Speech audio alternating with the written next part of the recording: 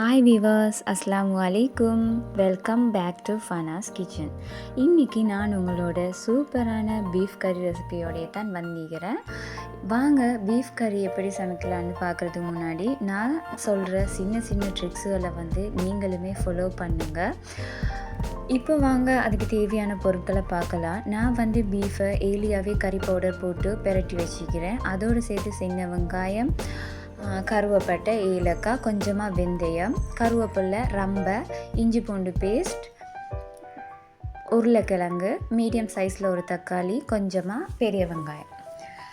இப்போ வாங்க இது எப்படி சமைக்கிறேன்றதை பார்க்கலாம். ஒரு சட்டி ஒன்று வச்சுட்டு அதில் நான் ஆயில் ஆட் பண்ணுறேன். ஆயில் சூடானதுமே நான் இதில் சின்ன ஆனியன் வச்சுருந்தேன் தானே, அதை ஆட் பண்ணுறேன். தாளிப்புக்கு சின்ன வெங்காயம் ரொம்பவே டேஸ்ட் ஒன்று தரும். அதனால தான் நான் தாளிப்புக்கு சின்ன வெங்காயம் எடுத்துக்கிறேன். அதோட கருவேப்பட்டை, ஏலக்காய், கொஞ்சமாக வெந்தயம் வச்சுருந்தேன் தானே, அதையும் சேர்த்துட்டு கருவேப்பிலை, ரம்பை கொஞ்சமாக சேருங்க வெந்தயத்தை. இல்லைன்னு சொன்னால் உங்களோட கறியில் ஒரு கசப்பான தன்மை ஒன்றே வந்துடும். அதே மாதிரி வெந்தயம் சேர்த்து நீங்கள் தாளித்து பாருங்கள், வீடே மணக்கிற அளவுக்கு தாளிப்பு மீக்கும். அந்த வாசம் உங்களோட கையை விட்டு கூட போகாது.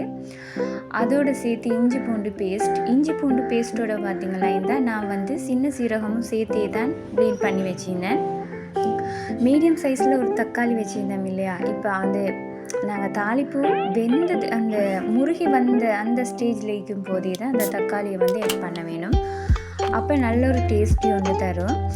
அதே மாதிரி இப்போ அது நல்லாவே முருகி வந்ததுக்கப்புறமா எல்லாமே வெந்திருச்சு. அதோடு சேர்த்து நாங்கள் ஏலியாவே பெரட்டி வச்சுருந்த கறியை சேர்க்குறோம். இப்போ சேர்த்துட்டு நல்லாவே கிண்டி விட்டுட்டு இதை மூடிட்டு சிம் பண்ணிவிடுங்க. இதோட எக்ஸ்ட்ராவாக தண்ணி ஆட் பண்ணுற எதுவுமே, பால் ஆட் பண்ணுற இந்த மாதிரி எதுவுமே செஞ்சிடாதீங்க. ஏன்னு சொன்னால் இந்த கறியோட டேஸ்ட்டே இந்த பீஃப் ரிலீஸ் பண்ணியது இல்லையா, அந்த வாட்டர்லேயே தாங்க இருக்கேன். ஏன்னு சொன்னால் அந்த பீஃப் நான் உண்மைக்குமே மேகி ஸ்டாக்ஸ் அந்த மாதிரி எதுவுமே யூஸ் பண்ண மாட்டேன். அந்த பீஃப் ரிலீஸ் பண்ணுற அந்த தண்ணிலையும் நீங்கள் சமைச்சு பாருங்கள், உங்களுக்கு எதுவுமே தேவையில்ல. ரியலான டேஸ்ட், அதுவுமே ஹெல்த்தியாகவுமே இருக்கும். அதோடு சேர்த்து இப்போ நாங்கள் தண்ணி ஆட் பண்ண போகல அந்த கறி கலரே சேஞ்ச் ஆகிடும்.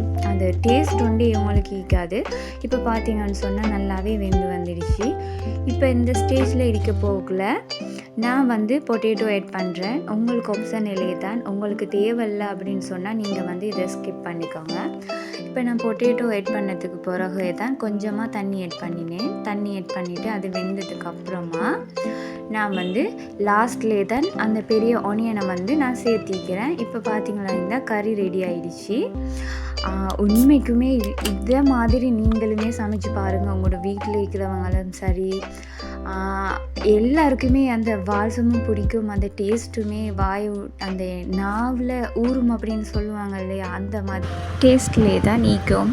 அண்ட் தேங்க்யூ ஃபார் யோர் வாட்சிங்.